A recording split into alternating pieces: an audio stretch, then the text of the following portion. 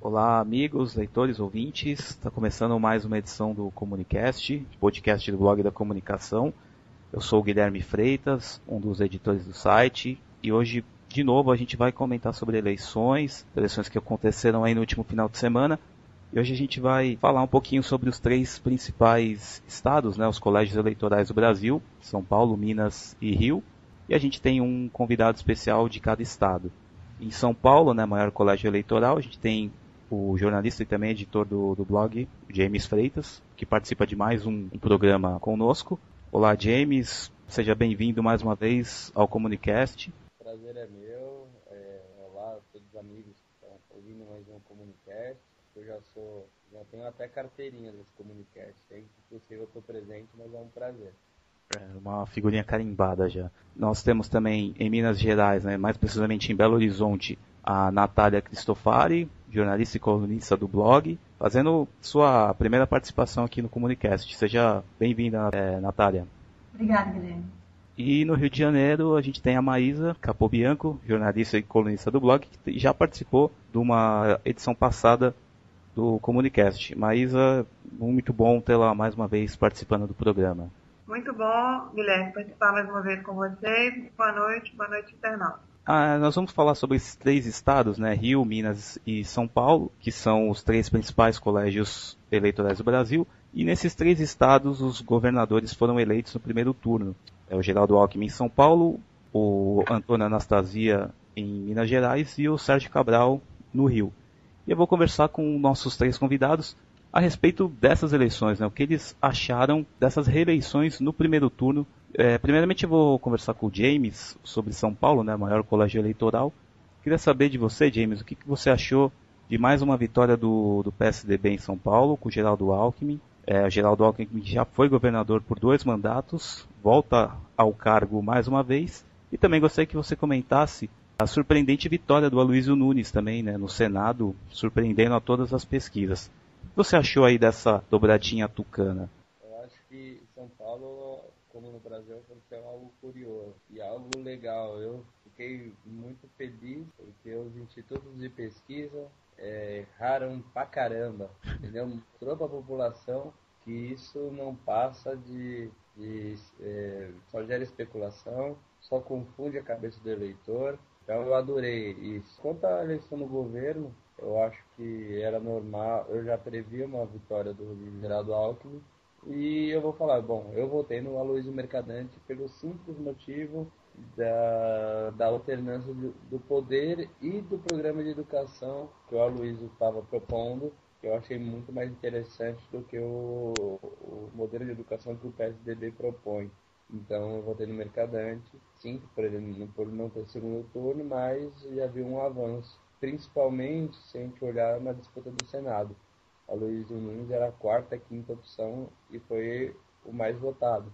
E o Netinho, já chegou até a ficar em primeiro nas pesquisas eleitorais, ficou em terceiro. E em quarto, aqui em São Paulo, contrariando os institutos de pesquisa, ficou o Ricardo Jung, do PV, que também é uma outra força.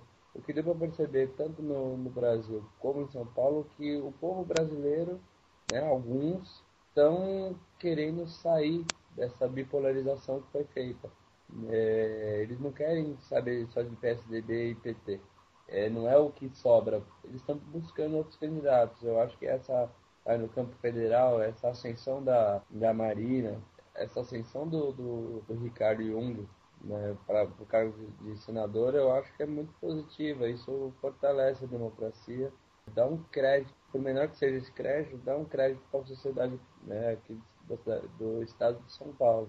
Né, o mesmo estado que elegeu Tiririca como o deputado federal mais votado, com mais de 1.300.000 votos, também num cargo, né, de maior representatividade, né, num cargo mais complicado, como é o Senado e o governo, Eu acho que eles estão procurando alternativas. Espero que nas próximas eleições, no âmbito do governo, do Senado e dos deputados, eu acredito, espero que a população também eleja deputados federais, estaduais, como também vereadores, melhores do que eles elegeram agora.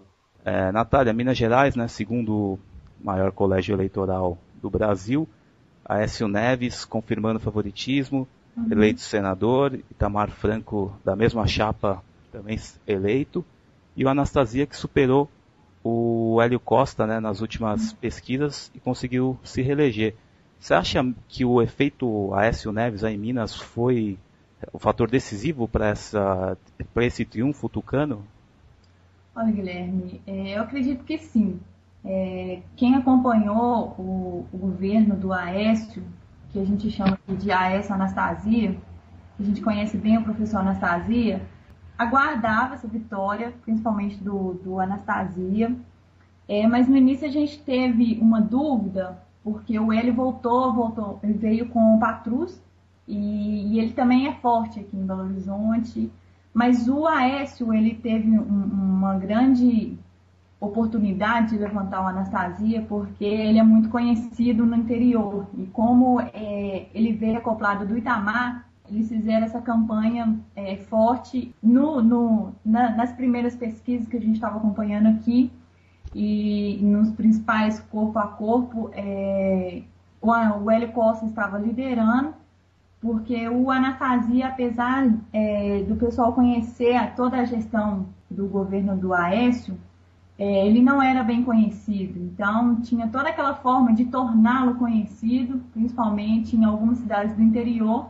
mas eu acredito que com a força do Aécio, junto com o Itamar, que já foi governador do estado, presidente da República, não foi nenhuma surpresa a questão da vitória, mas a surpresa veio quando as pesquisas começaram a deixar claro que quem venceria a eleição seria o Hélio Costa. E essa virada que o Anastasia deu nas últimas 3 semanas da eleição, para a gente foi bom, e a gente pôde conhecer um pouco mais dessa questão do governo, e com essas alianças aí ele conseguiu um recorde de votos aí para quem não era tão conhecido no estado.